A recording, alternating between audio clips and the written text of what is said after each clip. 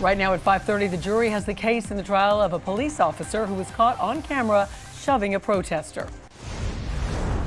Officer Steven Pohorence is charged now with battery for that shove in 2020. But his defense team contends he was trying to help another officer who was being surrounded. Local 10's Roy Ramos live at the courthouse on Verdict Watch. Roy. Louis and Christy and those jurors have been in deliberations for a little more than an hour.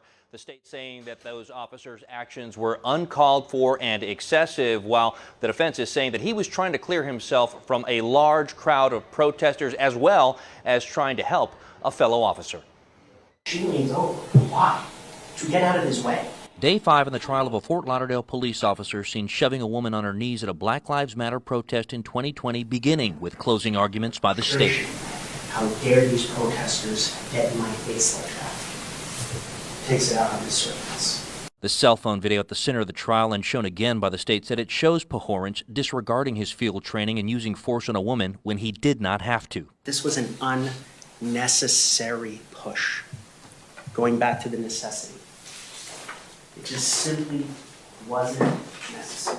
While the state argues that shove was excessive and unnecessary, the defense closed with their argument Pohorence was attempting to maneuver through a crowd to get himself to safety and to help a fellow officer in her vehicle surrounded by protesters. This was an urgent call for backup that the officers have described as an officer rescue situation. She's trapped.